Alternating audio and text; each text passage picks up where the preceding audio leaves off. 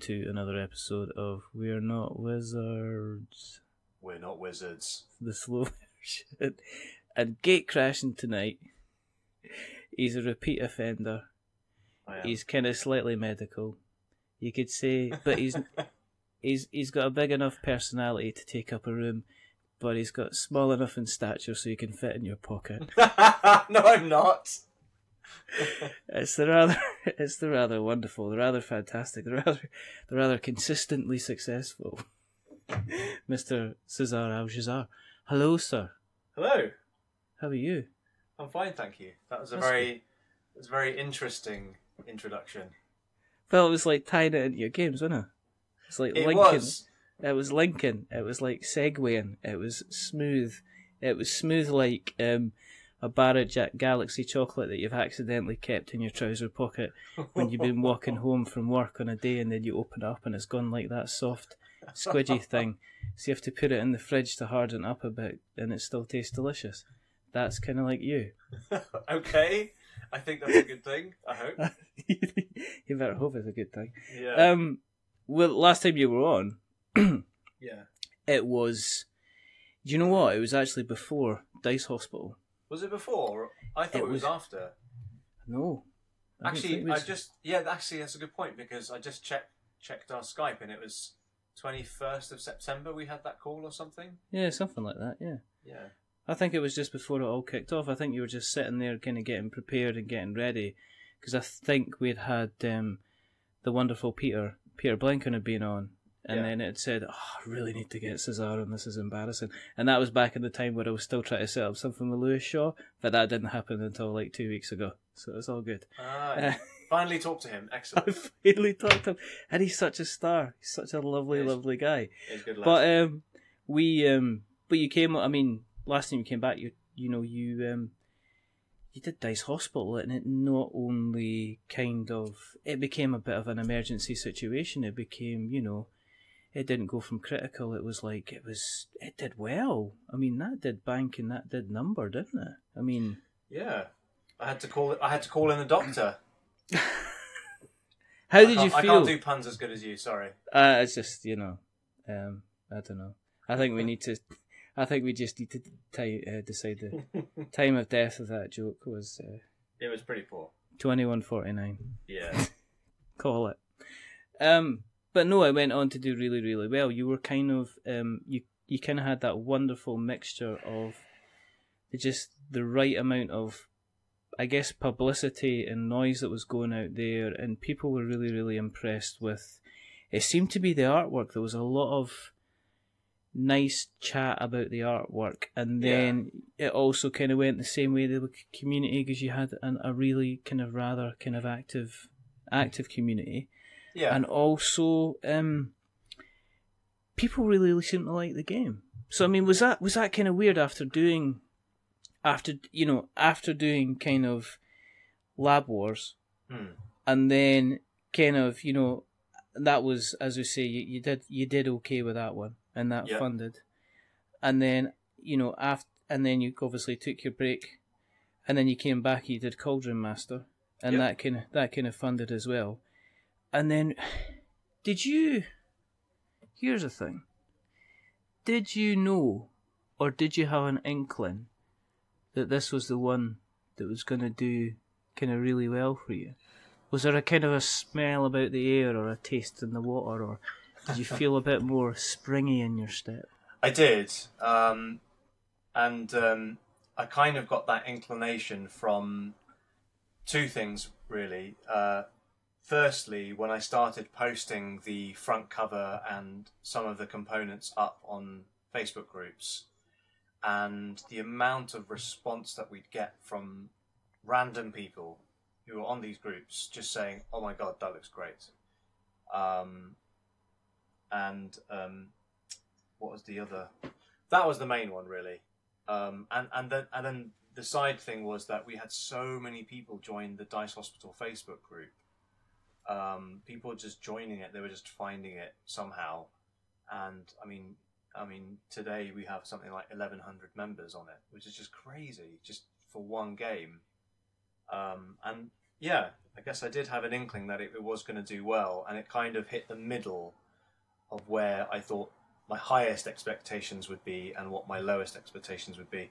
I mean, we put so much development work into it. We put a lot of development work into it, into the game itself, the mechanics. Me and Mike spent an awful long time playtesting it, because he in the end became sort of like a lead developer with me to take Stan's original mechanics, and we refined them. But we spent so much time doing it that we just also wanted to make the artwork, the graphic design, everything as best as possible. And it kind of did. I mean, to be honest, where it ended up, I think it was like £160,000, $200,000, was crazy. I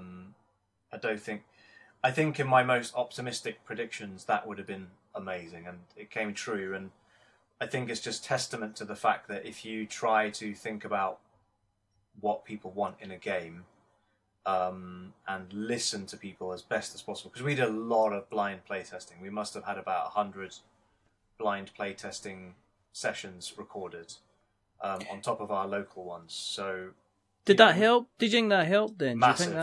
Do you think that absolutely helped? I mean, because people are still looking for.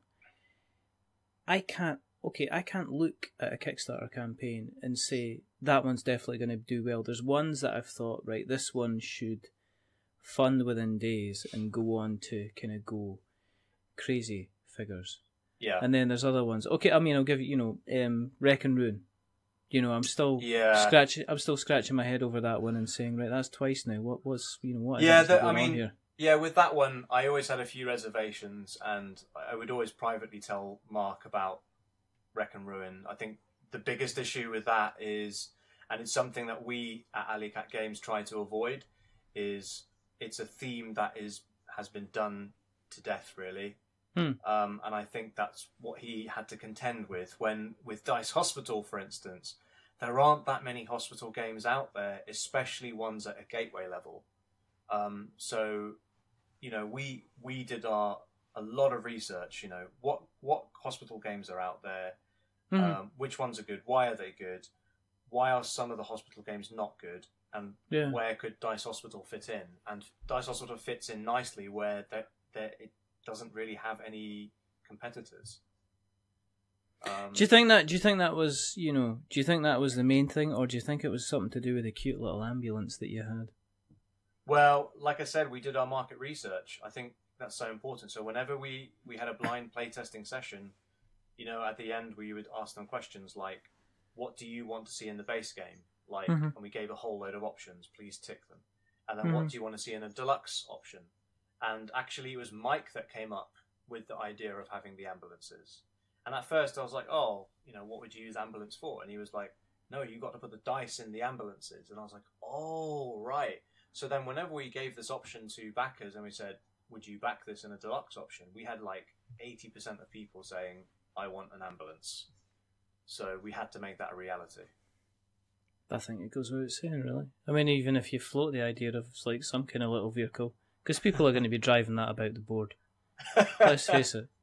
It's going to be cool. And I think I might put something up on BGG saying, every 6 months, whoever sends us in the best ambulance, painting or I mean, I don't do any of that stuff, but if we see some nicely coloured ambulances, I'll send you a free copy of Dice Hospital. I just want people doing videos where they make noises of ambulances without any, We should have turned that into the first player rule. Whoever can mimic the best siren should be a first player. Have you submitted the rule book? I bet you have already. Yeah. I mean, we've literally just sent off all the files. I mean, we've been going back and forward. We sent off the files earlier this month. Yeah. And then the manufacturers, they've been great, by the way. Longpack, they've been fantastic with us because they really want to make sure that they also make a great game for us. So, I mean, literally yesterday I had like my 6th shipment from them, simply for quality assurance purposes. So I'm pretty confident that the final product, as long as the final manufacturing goes to plan, will be good. What has it been like, kind of getting feedback? Because you're not a delicate little flower. I'm not delicate. If people have asked you for feedback in the past, you have been like a Doug Weber's ball. I don't know what that is. It's okay. I'll say it. I'll say it in educated speak. Sir, one has been like a canine. I wouldn't describe myself like that. With a burst sphere. But you're educated. To be honest, like even these, like literally just yesterday, I was giving Paul Harris, a good friend of mine who runs HandyCon. He's designed this game called Reflorestation. He has other games called Scrumpy coming up, and face to face, I would tell him straight, you need to change this. And it's the same on the internet.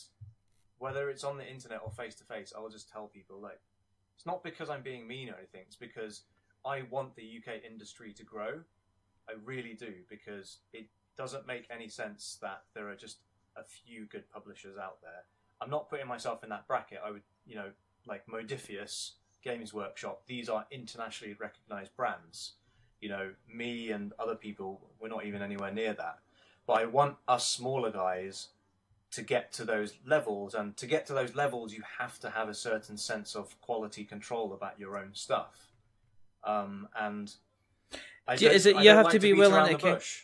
Well, do you have to be willing to like sit down and have a word with yourself and say, actually, you're just kidding yourself. This bit could be better. Yeah. And you need to kind of stop, put your hands up, and just say, right, okay, let's step it back and see how we can kind of improve this. Because one of the things we noticed about Dice Hospital is just, I remember you going through the entire process through the UK Kickstarter group saying, what do you think of these dice? What do you think you were going on about the cover art, and got feedback on the cover art and said, people were saying, well, I don't know about the ambulance in the background, if it blends in too much, okay, I'll change this so it kind of stands out later. And all the way through, I mean, the components in the end game look, they end up looking kind of fantastic. I mean, are you able to walk away from that project thinking, I've done my best work here? Have you been able to walk away from here saying, I've done what I intended to do and I'm happy? Or are you still... No, because you have to be your own harshest critic. Yeah. And something my father always used to say was, when I used to be a scientist, he would tell me, in science, enough is never enough. But then it's the same with any product or whatever you want to make or do or service, is that you just have to give your hardest, but you have to appreciate that you could have done more. But at some point, you do have to stop. I think our first print run of Dice Hospital will be very good. It won't be to everyone's tastes because, for instance, we had quite a few people saying they didn't like the dice, or they didn't like this, didn't like that. But at the end of the day, I've just got to make the best that I possibly can for as wide a number of people as possible. And you do have to be your own harshest critic, because if you're not, you're kidding yourself. It's kind of, what's interesting to me is that on the back of Dice Hospital doing so well, it seems that your next projects that you've done, or the next projects that you've decided to kind of minimise that. Was that like a business? Was that a business decision? Yeah, for sure. And it's quite interesting you picked up on that, mainly because after Dice Hospital, I knew that there was going to be a lull because, for various reasons, for manufacturing and development work or whatever. But at the same time, I didn't want to do another big project, even though we had some games signed up and we could have developed it.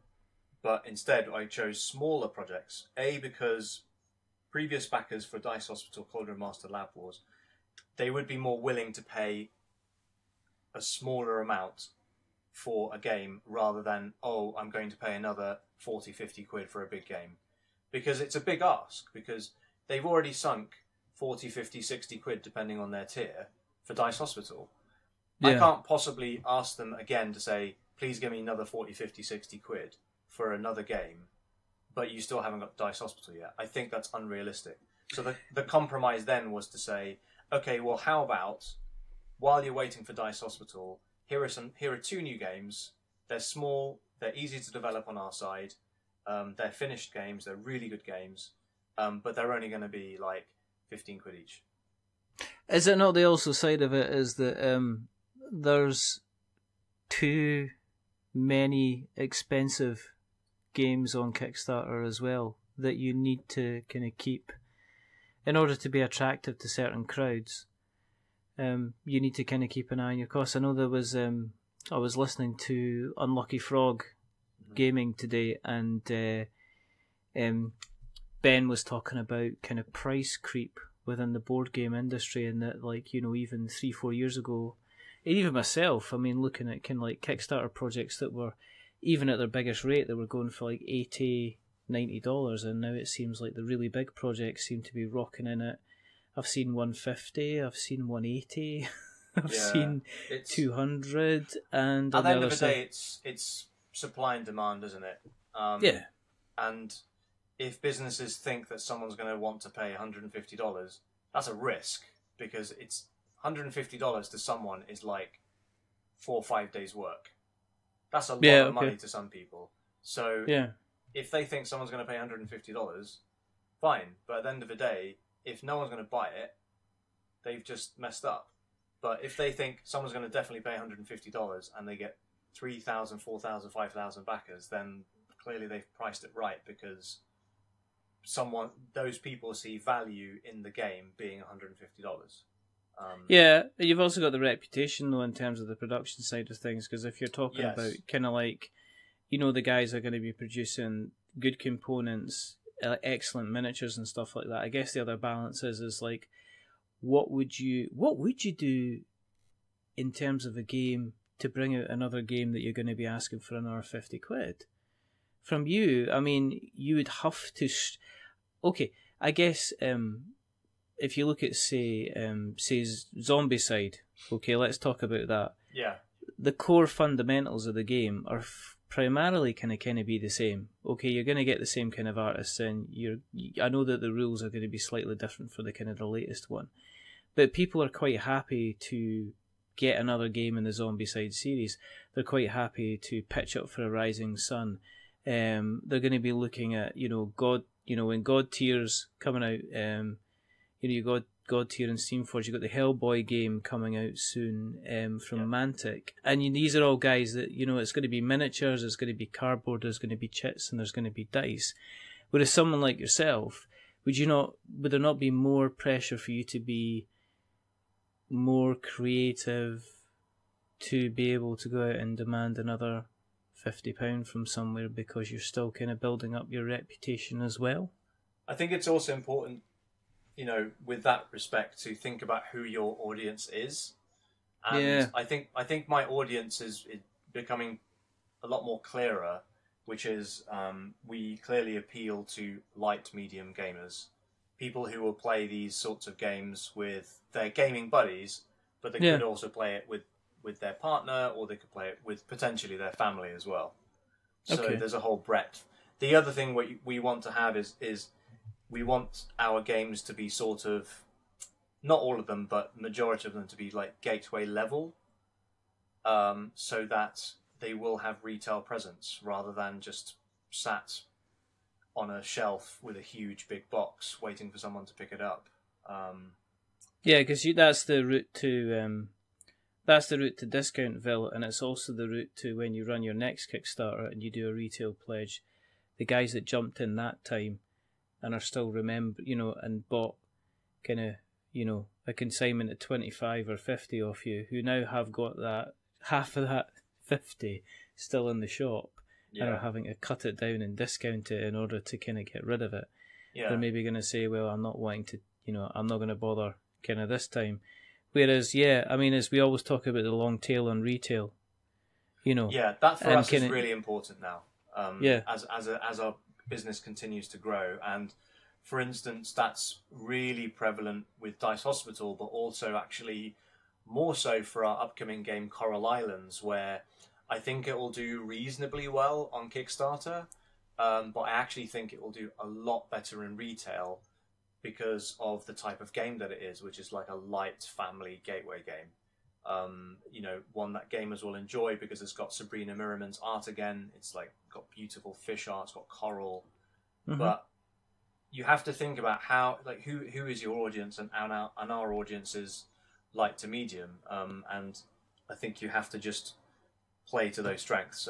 So my good friend Gonzalo from Thundergriff Games, his thing recently has been like very, very beautiful abstract games. Yeah.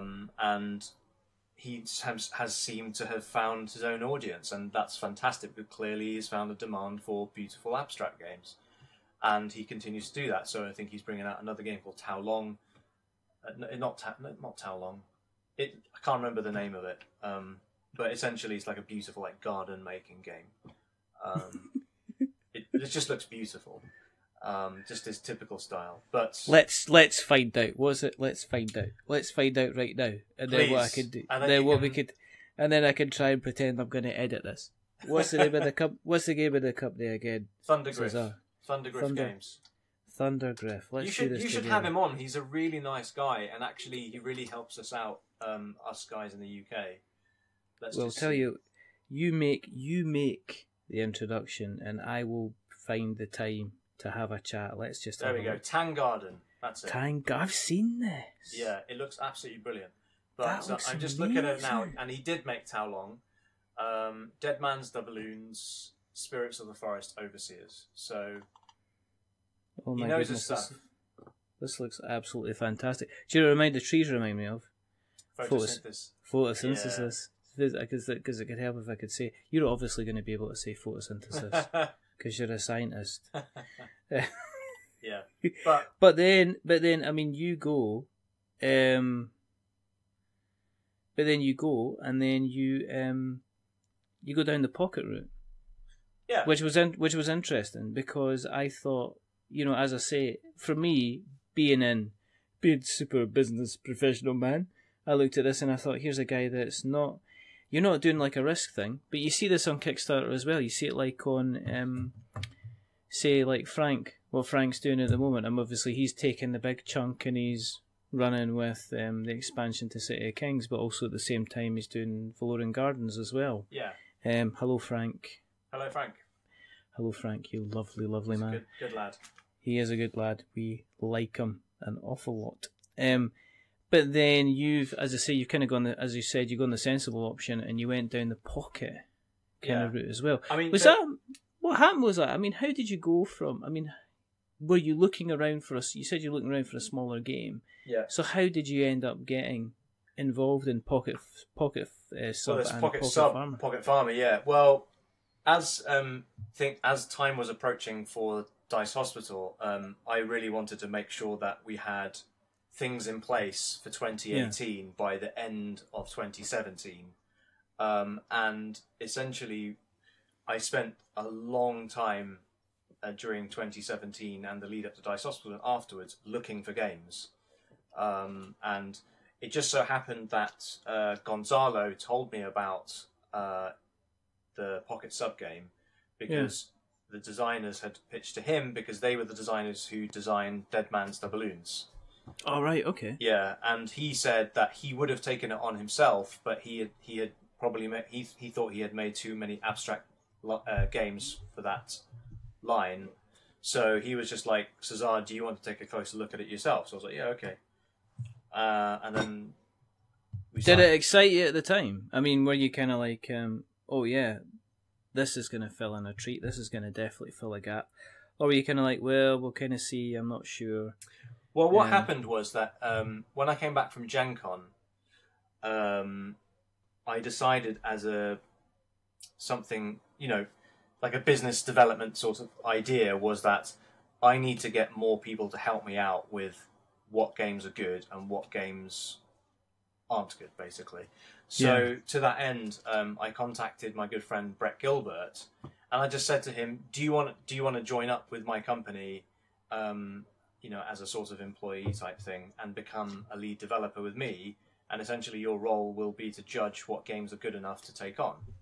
And as soon as I came back for Gen Con, I think we had 15 games to which interested me enough. And Pocket Sub was one of the ones that he said, "Yeah, you should sign that up. It's brilliant." And for Brett to say that, and he is actually way more critical than I am, especially when it comes to game mechanics, because he understands game mechanics better than I do. Don't believe that for 1 second. You know that. No, when it comes to game mechanics, he knows his stuff. Okay. When it comes to publishing stuff, that's you. I can be critical there. But that's fine. With game mechanics, that's his territory, which is why I brought him on board, and he's brilliant. And I'm so glad that we work together as a partnership. But essentially, Pocket Sub was one of those games where he was just like, it just needs a few tweaks, and he gave a few tweaks, and it made it a lot better as well. And he was like, "That's it, it's done." And it's a really good, neat pocket game. At the time, it was actually a space game. You had like little space rocket ships, and it was actually called Rocket Ship Go. But then we made an editorial decision to turn it into a submarine game because, as I said right at the beginning of this episode, we try to avoid themes that are overdone. And obviously, as you know, there are millions of space games out there, and there was no way that game would have stood out as a space game. So we decided to change it into a submarine game, and it still really worked very, very well. Do you have to like a game that you're going to publish? Do you have That's to a really good question. Or do you have to see the potential that other people might like the game from a commercial point of view? I think, for instance, as I say, you're in this space, so you could be looking at, say, Pocket Sub and going, "Nah, don't see the appeal myself. Try to play it."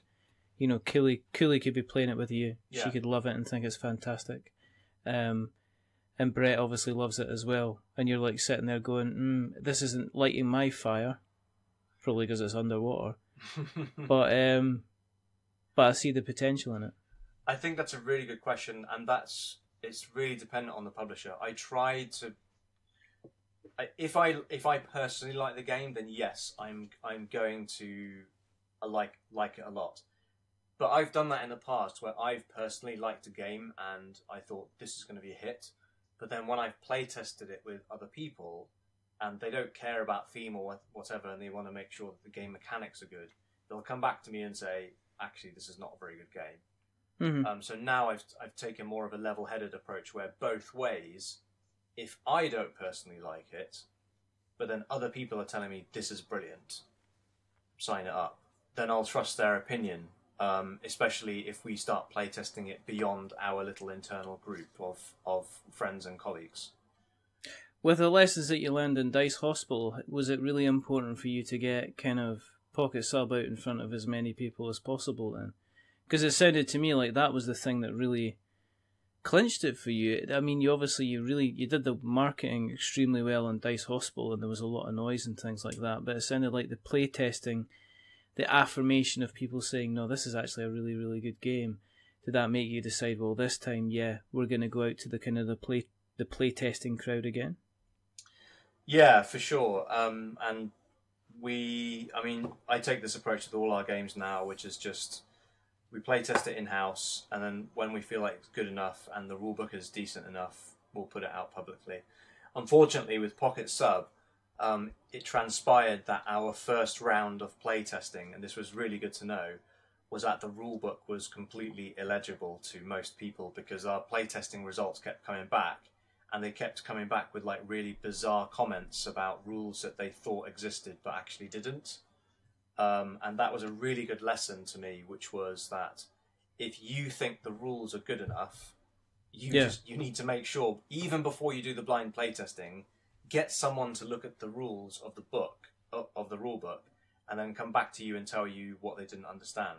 Because and that was a really good lesson. So that with Pocket Pharma, for instance, Yeah. Brett wrote that rulebook because he redesigned the game. He is a rulebook editor anyway. I didn't know this, but apparently he was a rulebook editor for Lego. He used to do their games from, I think, like 10 years back when they did like a cute little board game line. Yeah. Okay. Yeah. Yeah. So okay. I showed people that rulebook first, and then said, "Do you understand it?" And then once that was the good get-go, then you'd go into blind playtesting. But yeah, playtesting is really important. It's just really dependent on whether people are excited about the game. So it's kind of like a chicken and egg situation where you need to get people excited about the game first for people to want to playtest it. I mean, but the theme, I mean, as I say, the theme kind of does kind of play into that, though. I think you're right. I think if you'd maybe gone for a space one and it was little rocket ships kind of firing about the place, I think there maybe would have been a less of a kind of an interest. In terms of like accessibility. Now, I don't mean accessibility in terms of, say, colour blindness and things like that. I mean, in terms of accessibility and the ability for somebody to be able to go from just having the rule book and everything in front of you.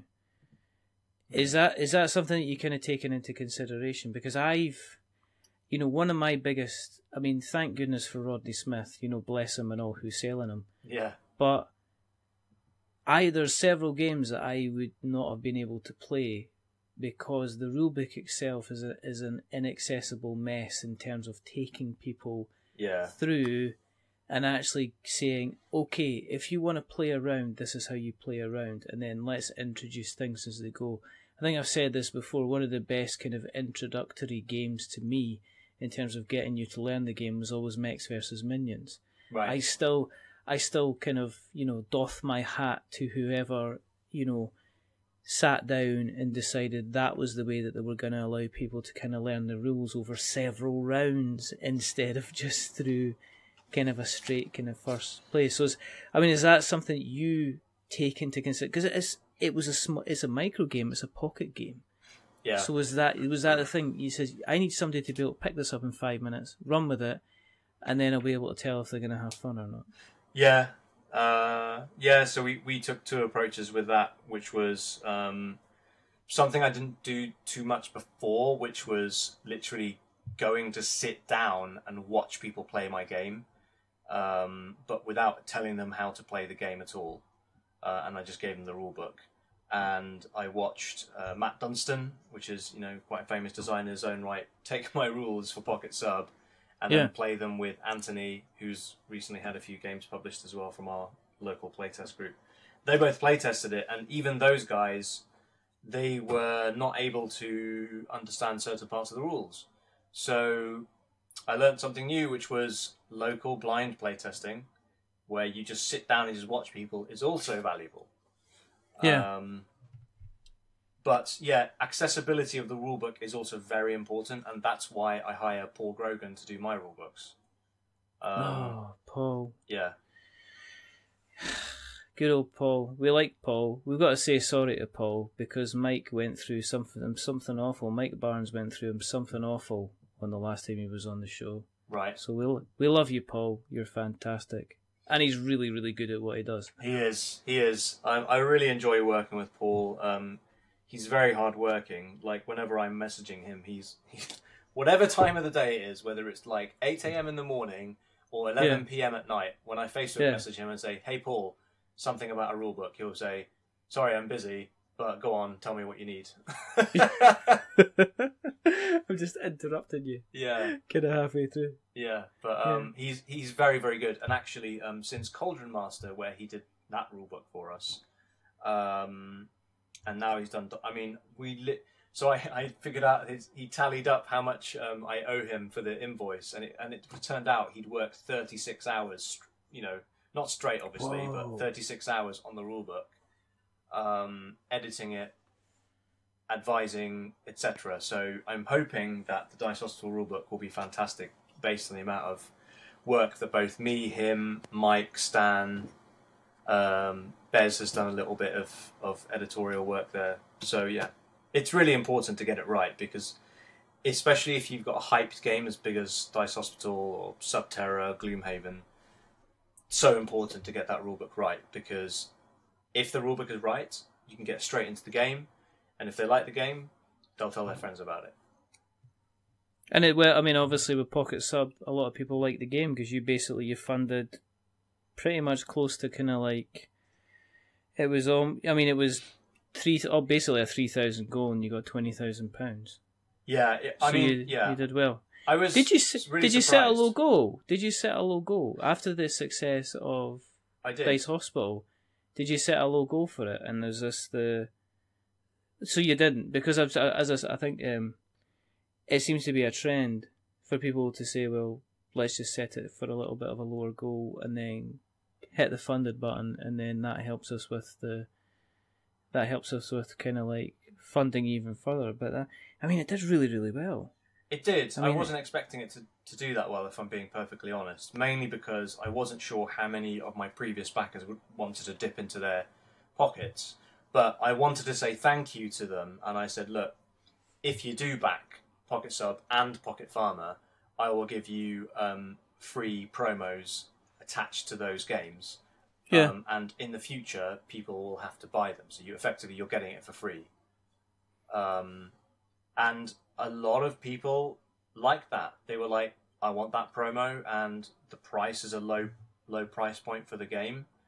Great, yeah. I'll go for it. And that's probably what tipped it over. I think about 30 to maybe 40% of backers wanted the free promo card because they were Dice Hospital backers. And then, of course, the next thing is you went and rocked up with Pocket Pharma. Yeah, and I was pretty clear about it, even from the Dice Hospital campaign. I was like, look, guys, I'm going to be doing 2 small campaigns while, we've sent off the manufacturing files to the manufacturer. So, rather than twiddling our thumbs, we've got these 2 great games. Let's put them on Kickstarter. And people responded really positively. Obviously, there's going to be a lot of backers which are going to be like, I've backed you once and I don't want to back you again. And that is totally understandable. It wasn't really reflected though, because you still did 20k on like a $4,000 target. So you still got, 5 times what the needed target was for the project. So it still sounded like a lot of people. Well, if you do the numbers, I think about 300 or 400 people, something like that, wanted the promo card for each Pocket Sub and Pocket Pharma. Maybe a little bit less. But if you compare that as a percentage of how many people actually back Dice Hospital, that's not very high. So, that's, 20% of Dice Hospital backers or something? Maybe even less, like maybe 10%.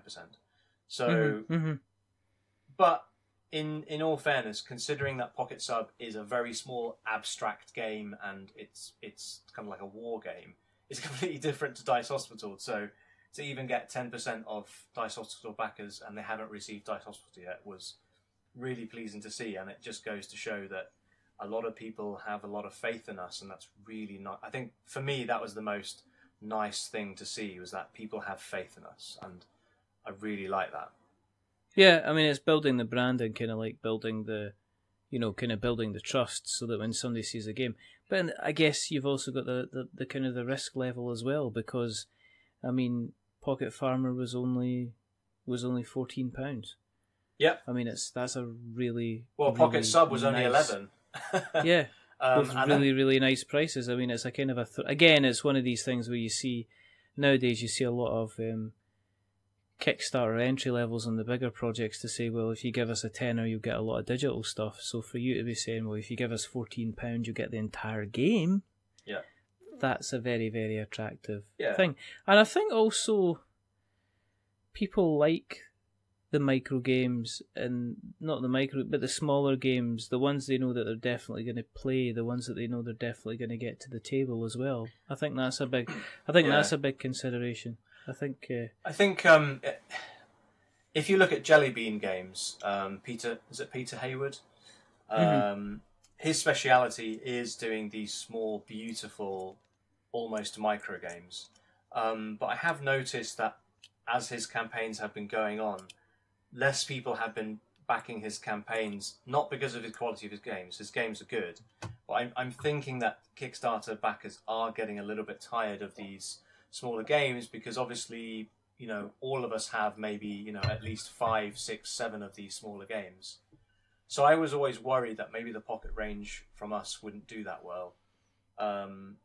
But clearly, for some reason, they did. I can't put my finger on it, but I think it's just a combination of trust. They know that Dice Hospital is going to be good. Brett Gilbert is now our lead developer, so he's obviously a very good designer. And, you know, we're giving away at a low price the game. So does that mean distribution into retail is going to be easier? Because if you do need to print another, you know, couple hundred copies, you're not looking at molds for characters and stuff, you know, molds for models and stuff like that. I mean, you're looking obviously at custom meeples for Pocket Sub, but does that make? Are you already kind of thinking about the lineup for the retail distribution, as you said, kind of earlier on?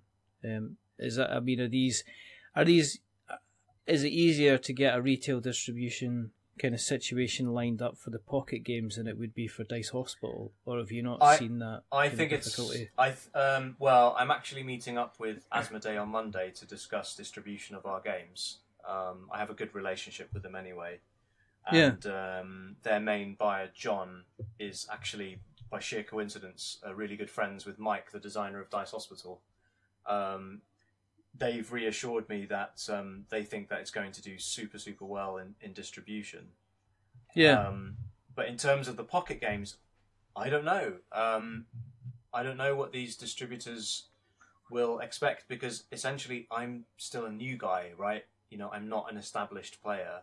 And we're only just starting to access these distribution channels. I mean, I went to Gamma in Nevada a couple of months ago, simply to access the US market and speak to distributors there. And, you know, when I was there, we spoke to a few of them and it was good, but essentially you just have to be established and you have to have a few games under your belt.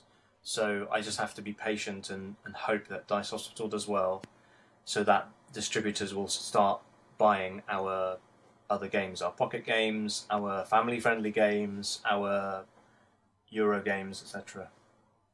What was it like, kind of going out there as potentially maybe people hadn't heard you? Yeah, of course. Heard of yeah, you? I'm still small. You have to keep your feet on the ground and understand that you're still a small guy. And actually, Peter was there as well from ITB.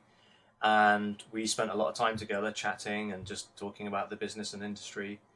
And, you know, we both agreed that although he has done spectacularly well with Subterra, did much better than Dice Hospital, for instance, but essentially we are still relatively small compared to people like Simon or even AEG or Mayday or Modifius, Games Workshop. All these people, they're, you know, that's where we aspire to be, because we believe that we could be there with the games that we pick up, with the development that we put into it, and the ideas that we bring to the industry.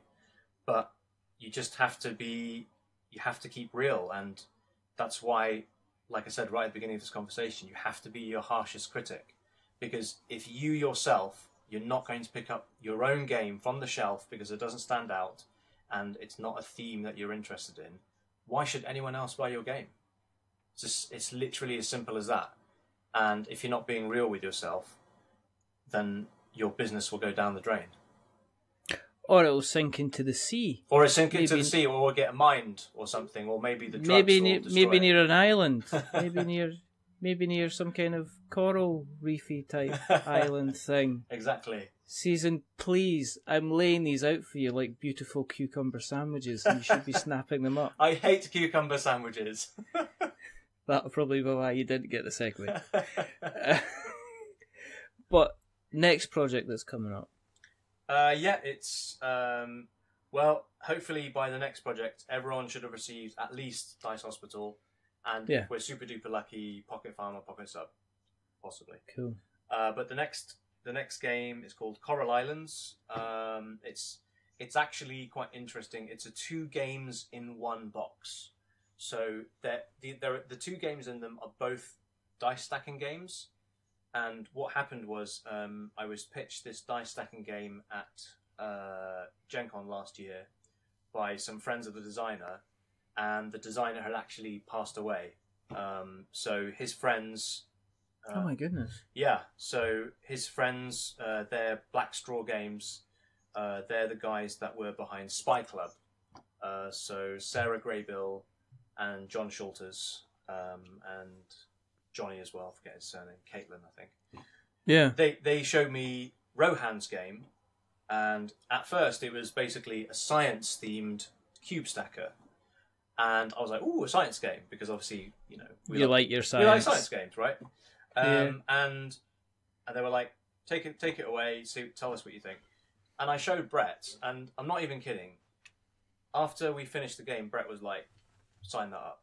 It's finished. I've never heard Brett say that. Like, all he said was, the only thing you need to do to it is you need to add more dice to make it. That's literally what he said, because he said it was something to do with the balancing. I can't remember exactly. Yeah. So I was like, wow. And he was like, this is a game that I would play with my friends and blah, blah, blah. So I was like, great, that's it. Then my problem was that we sat on that for a while we were developing Dice Hospital and preparing a Pocket Sub. Because obviously this was going to be a mid-2018 game. Yeah. Another designer pitched me his game via Instagram. He just showed me a picture of these beautiful translucent dice stacked on top of one another, and he called it Coral. So I was like, ooh, can I try that? So he sent me the rules of it, and it was really, really good. It did need a bit of development. There were a few balancing issues and stuff, but we were like, let's sign this up. And then we had this conundrum. It was like, hang on a sec, we can't have two dice stacking games. This is ridiculous. So I contacted both Rohan's family, which are the guardians of his game, and Richard, who made Coral. And I said, look, this is the situation. I like both of your games, but how would you feel if I put them all into one box and we just use the same components? Because the problem was that Richard's game and Rohan's game, to sell them at a price that I felt was feasible, considering that both needed a lot of dice, there was no way to make a decent enough margin. But I thought if we have two games in one, then it makes it a much more interesting proposition. Yeah. So essentially we've got Coral, which is a dice stacking game on a shared public board, and you're trying to make these polyomino shapes in 3 dimensions with your dice that represent coral. And then we have islands, so we decided to change the theme from Rohan's science game to an island theme game, where essentially you are using it's kind of an interesting kind of drafting mechanic where you draw 3 cards that are played above specialist cards, and the specialist cards have sort of rule breaking rules to them. And then when you take those cards, it's a stack of cards, but then that sort of tells you how many positions you can move the dice from one stack to another stack. So it's a much more strategic dice stacking game. But the beauty about it is you can pretty much allocate most of the dice to both games, and I really like both of them. And I think with Sabrina's art for the whole game, I think it's going to be a winner. It's definitely on the lighter side of a gateway game, but it's really just really elegant, both games. Is it? I mean, is that kind of a bit of a gamble? Is it a bit of a risk to put kind of both games together? Yeah. Or would it have been more of a gamble to actually separate them out and then potentially not have any margin? You could have 2 really nice little successful games, but you're not making any money off of it. You might as well just give them away. Yeah, I felt like the best way to do it was to combine them. I think that was actually less risky than separating the 2. I mean, if you wanted to separate the 2 and then sell them, it literally would have made no money, because people probably would have paid 15 quid, maybe 20 quid for one of the games. But then, because you've got 2, you can just add on that extra $5, and then that makes it not profitable, but able for me to actually manufacture it at a price that I can manufacture it. Yeah. So in that way, in my head anyway, it was less risky. And actually maybe an interesting proposition to consumers, because when I discussed it with some of my market research people, they were like, that sounds like a really interesting proposition. It's something that would make me want to take a look at it. And not only that, it's got Sabrina's art. I mean, what she did for the front cover is phenomenal. But not only that, we're trying to give it like an educational angle. So the whole point about Coral, the game itself, is about coral propagation. And no word of a lie, I actually spoke to a really old university buddy who actually does it for a living. So he told me all about coral propagation this morning. So he tells you how it all lines up. Yeah, it's crazy that, because I knew that he was a diver. He quit his office job in London and now he lives in Kuala Lumpur, and he does like diving stuff. But part of his job is actually about coral conservation and coral propagation, to actually help them to propagate in the wild. That's so cool. Yeah, it's just, and he was telling me all about it. I was like, this is, because I knew coral propagation existed when I took on Richard's coral game, but then I didn't actually know the ins and outs until my friend Jamie told me about it this morning, and it's just nuts. But it's really interesting stuff, and that's one thing that we want to do as a company, is that I want to retain the motto, which is fun first, educational second. Because I genuinely believe that through board games you can have a really good time, play a fun game, but also learn something new. Yeah. And that's going to be through the kind of like the kind of the rest of your games. But if you're approaching the market that you're approaching, then that's going to hit probably a right chord with a lot of potential kind of, parents as well. To be kind of perfectly honest. Yeah, I mean, we don't want to make solely family-friendly games, because that's quite specific, and you have to play test with kids and blah de blah. But essentially, our market is casual, light to medium gamers who like to play a gateway game or slightly heavier. And I mean, kind of, have you? I mean, again. Are you at the stage where you kind of play testing? Have you got kind of the games together? Are you still very, very early stages of this, or are you at the I mean, where are you just now? Is it close to even Kickstarter? Or so Islands is pretty much done. Right. We just need to do the art for it. That hasn't really begun, mainly because Sabrina is busy. She's a very busy artist. Coral. We've had to develop that in-house and working with Richard to sort of improve it to the standard where we believe it should be, and that's very, very close now. So he's just this afternoon told me that he's going to start sending me the expansion ideas, and that he's continuing to play test the base game. The base game is pretty much done. It's more now just about balancing some of the polyominoal cards of how you're trying to make up your coral in 3 dimensions. We're just trying to balance that in terms of the numbers. But it's pretty much good to go.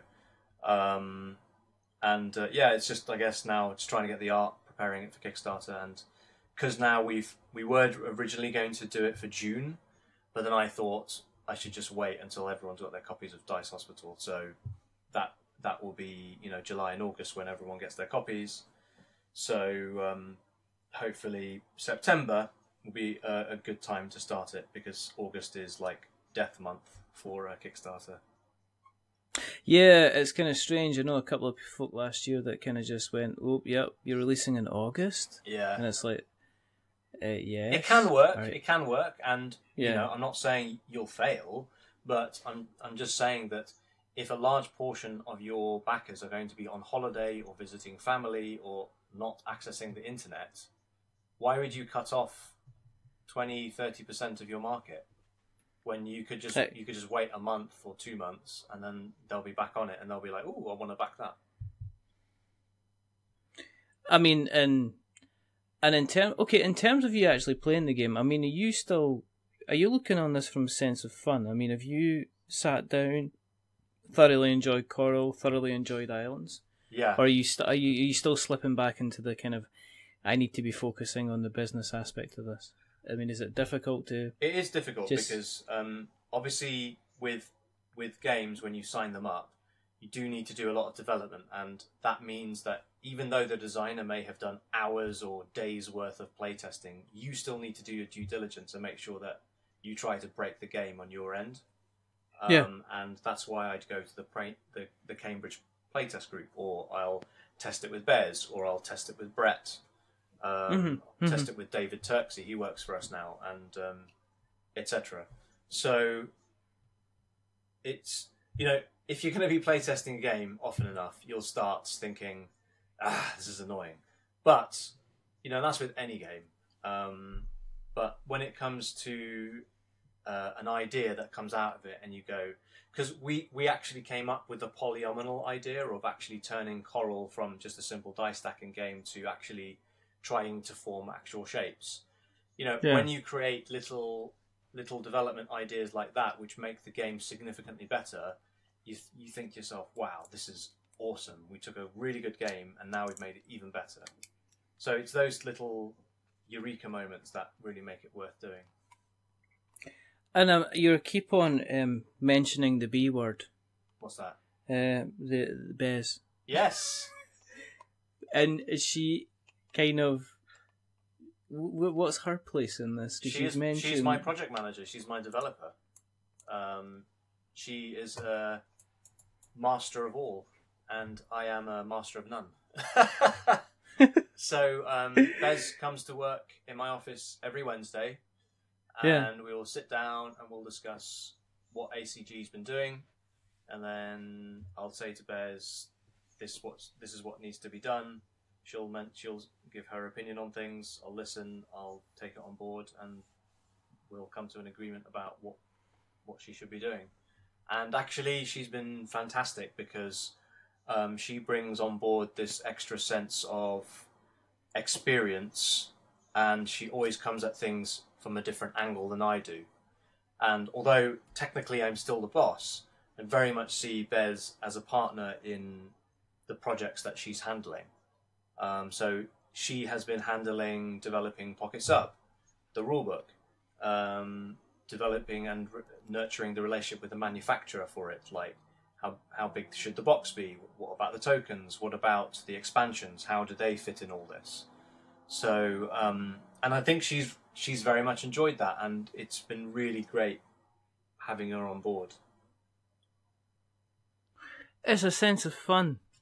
It is. She has an ability to kind of like take the most random thing that you could possibly imagine, and then gets a marker pen and draws like 3 lines on it, and the next thing you know, you've got a fully fledged game where people are shouting at each other about cats.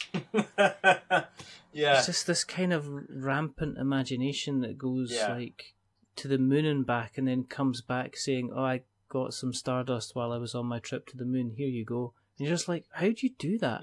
Because I know people that they spend months and years kind of putting game ideas and everything like that together, and she just seems to have an ability just to say, I know how to take what you've got and kind of extract the fun out of it as well. Yeah. Which is always a glorious it's always a glorious thing to see somebody with that ability to you hand them a bag of meeples and a couple of pieces of paper, and they come back to you and say, look, I've invented meeple pyramids games. It's going to be amazing. That sounds like a great game. Let me sign that up.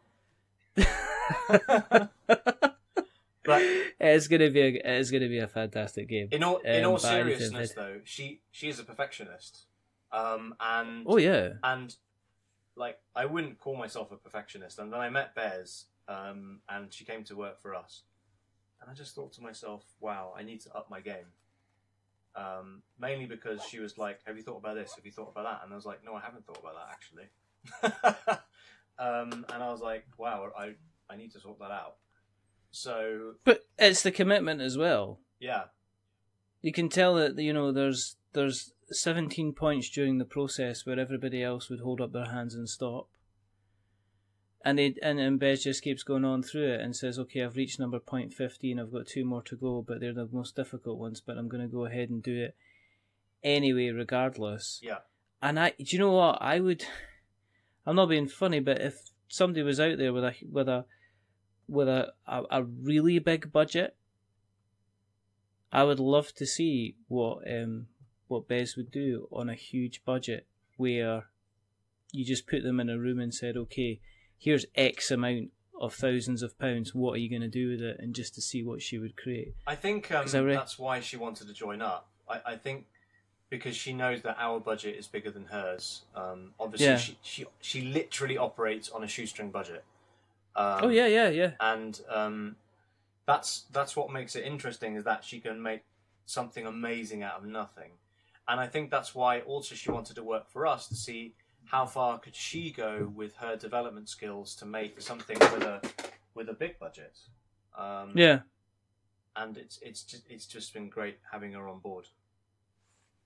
So Coral Islands, yeah, potentially a couple of months away. I mean, where are you in terms of your publicity with it? I mean, we've just started publicising that. So, and actually, there's going to be Chocolate Factory as well after that. That we expect to be our biggest hit this year. But we don't have any marketing material for that, because we had a few problems with the first artist. We had to switch artists because we had a few issues. But I must admit, to be honest, when I first looked at the game, I did gain about £5. Yeah. Well, wait till you see the wooden. I just got the wooden chocolate pieces from my graphic designer today. You're probably going to gain another £5. I'm just going to be the ones that thinks, do they actually look like chocolate, don't they? Yeah, so what we're going to have is, it's a conveyor belt mechanic, and essentially you're using classic Euro cubes and contracts to sort of interconvert the chocolates. But there's going to be 6 different types of chocolate pieces, but we're thinking they're going to be chocolate shapes, but then we're probably also going to have like wrappers, so they're going to look like chocolate wrappers. That you stick onto these wooden pieces as well. So each time you play, you're like playing with the cat bar or something like that. It's going to be so good. Yeah, I hope so. But yeah, Coral Islands, we just started marketing that, and unbelievably, that's having almost as big a reception as Dice Hospital. So who knows? That might do almost as well in terms of the number of backers. Yeah. I mean, I think if, once you build yourself a name and a reputation, I mean, if you look at, say, Colossal Games, for instance, they've had Western Legends, Kami-sama, Imperium have all been out within the space of 6 months. Yeah. And none of them are actually out there and being, they're not fulfilled yet. Yeah. And they've got a plan to release a whole pile more. So, and they're building up their brand, and their communication seems to be excellent, and they're building up that trust as well. So it seems to be, there seems to be the same with yourselves, which is really, really good, and really, really interesting to see. Yeah. I wish you best of luck. Thank you so much. With with future endeavours, and it's always nice to have you on to have a chat. Yeah, it's been great. It's always good fun. If people want to keep an eye on what you're up to, where can they find you on the interweb nets? Everywhere, really.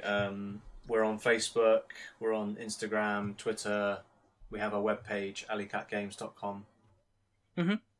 Yeah. So, and what we'll do is we'll make sure we'll put everything in the show notes, so Great. We've got notes to show. Thank you. And when the Kickstarter goes live on Coral, and I'm assuming you're going to Kickstarter as well. Yeah, I mean, actually, we didn't touch upon it, but there are a few games that are going straight to Essen as well. So we're actually going to have, I think, 2 games at Essen that will not be Kickstarted. Oh, that is interesting. Yeah. So you're, as I say, this is the Are you moving away from the reliance on the kind of the Kickstarter model? No, it's just because it's a funny co-publishing deal that I'm doing with these two games. But until I've actually got the contract signed and everyone is on board, I can't release that information yet. But it's quite an exciting project that quite a few people sort of know about it, but they don't know when it's coming out. So I'm sort of involved with it. But until it comes out, I have to keep my lips quiet. So thank you for promising that and then delivering absolutely nothing. Caezar. That's... Come to our stand at Essen, and then you'll see what we're selling. Don't. Yes, dude. Because he's not telling me any of his secrets, and it's not fair. If you want to keep an eye on what we're up to, go to internet webs, go to Google's, type in "We're Not Wizards." You will find us on all places. I mean, just it's like if you go outside and chuck a brick, you'll probably hit something that we're involved in. To be perfectly honest, you will find us on, Twitter and Facebook, and we're also on Instagram, which we're still trying to figure out how to really post the really nice pictures. You can find us on YouTube because Podbean, our podcast hosts, automatically put all our episodes out there as well. We're on all the little podcast catchers. Well, we're on Spotify. Wow, really? Still. Yeah. I didn't know that. What do you mean, really? Why are you saying I didn't know you were on Spotify. I know you're on Podbean because that's how I listen to your shows. Yeah, thank you very much. But yeah, we're on Spotify. I think everybody's going on Spotify. It's just one of these things. It's a trend or a fashion or something like that. But we're on places like Acast and Stitcher and Spreaker and Podknife and anywhere else you might find your podcast. Player FM, I think we're on there as well. Just everywhere. We're also on Apple Podcasts, and as we say, if you like what you've listened to tonight, then please consider dropping us a subscription. We have more listeners in America than we do in the UK, so howdy. Howdy, y'all partner. Y'all come back now, you hear? With our terrible American accents. And by that, I'm sure they can mock us with our British accents. Our British, a good old British accent. Yeah.